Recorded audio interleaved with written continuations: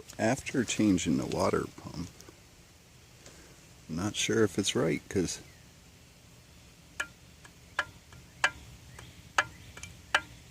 it stops there. I can force it.